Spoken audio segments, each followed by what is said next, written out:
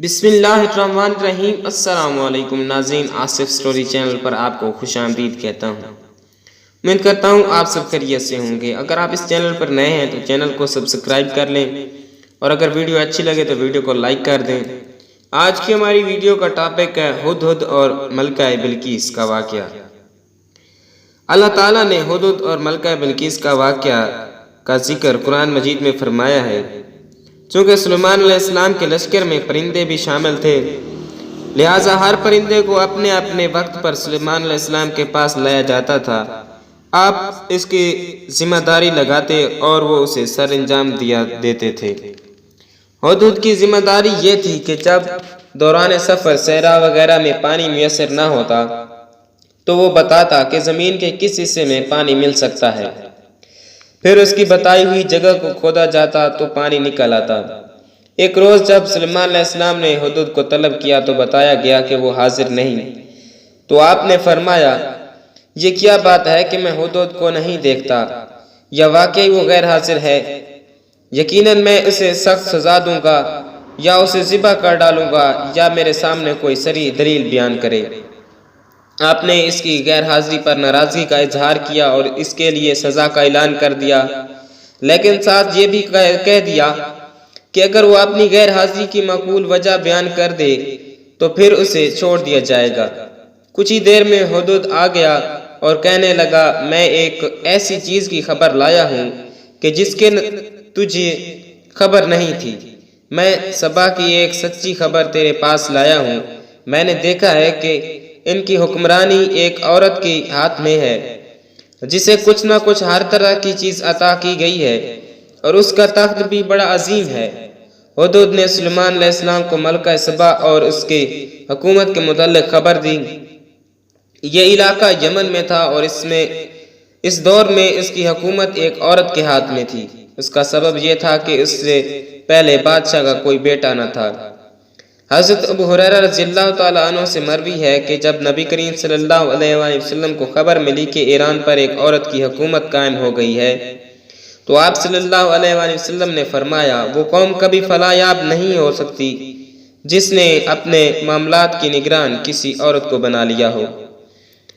اللہ تعالیٰ کا ارشاد ہے کہ جسے کچھ نہ کچھ ہر طرح کی چیز عطا کی گئی ہے، مطلب یہ ہے کہ اسے ہر وہ چیز عطا کی گئی ہے جو حکمرانوں کے پاس ہوتی ہے۔ اور اس تخت کا بھی بڑا عظیم واقعہ ہے کہ اس کے تخت میں بہت بڑی قیمتی جواہرات، ہیرے، موتی اور سونا وغیرہ لگا ہوا تھا۔ پھر ہدہد نے سلیمان علیہ السلام کو یہ بھی بتایا کہ وہاں کے لوگ اللہ کو چھوڑ کر سورج کی پوجا کرتے ہیں، اور یقیناً شیطان نے ہی انہیں اس پروردگار کی عبادت سے دور کر رکھا ہے جو آسمانوں اور زمین کے مخفی اشیاء باہر نکالتا ہے، اور وہ ظاہری اور پوشیدہ تمام اشیاء سے باخبر ہے۔ پھر اس نے کہا، اس کے سوا کوئی معبود برحق نہیں، وہی عظیم عرش کا مالک ہے، یعنی اللہ تعالیٰ کا عرش ہی فی الحقیقت سب سے بڑا ہے، جس کے برابر کوئی دوسری چیز نہیں۔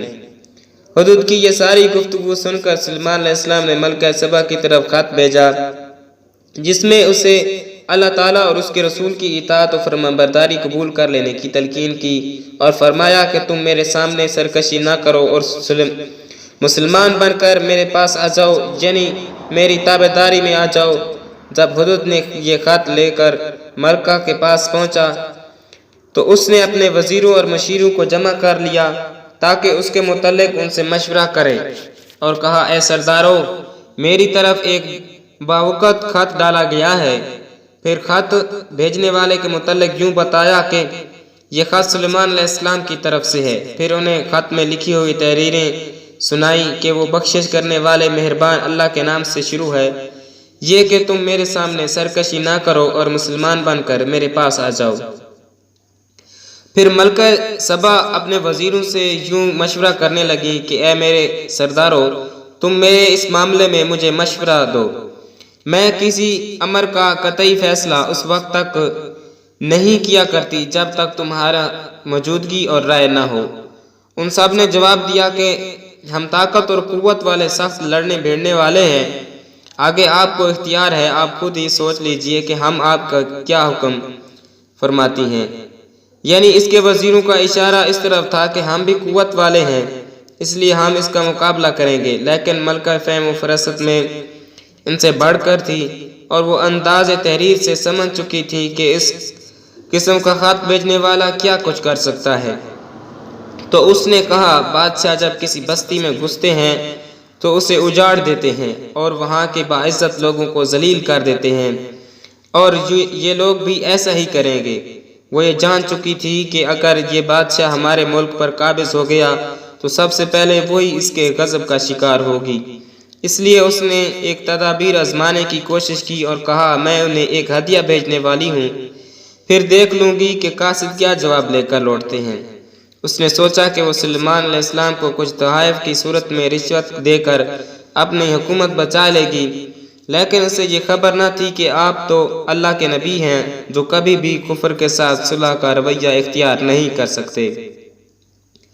چنانچہ جب اس کا قاصد آپ کے پاس آیا تو آپ نے فرمایا کہ تم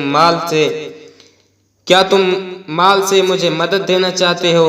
مجھے تو میرے رب نے اس سے بہت بہتر دے رکھا ہے جو اس نے تمہیں دیا ہے، بس تم ہی اپنے تحفے سے خوش رہو۔ پھر آپ نے اس سے کہا، جا ان کی طرف واپس لوٹ جا، ہم ان کے مقابلے میں وہ لشکر لائیں گے جس کا سامنا کرنے کی ان میں طاقت نہیں، اور ہم انہیں ذلیل اور رسوا کر کے وہاں سے نکال باہر کریں گے۔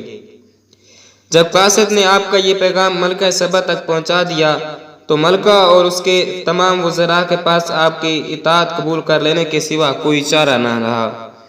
چنانچہ انہوں نے آپ کی اطاعت قبول کر لی اور اس کے اظہار کے لیے سب آپ کی طرف روانہ بھی ہو گئے۔ جب آپ کو اس کی خبر ہوئی تو آپ نے اپنے پاس موجود تابع فرمان جنوں سے مخاطب ہو کر کہا، اے سردارو، تم میں سے کوئی ہے جو ان کے مسلمان ہو کر پہنچنے سے پہلے اس کا تخت مجھے لا دے؟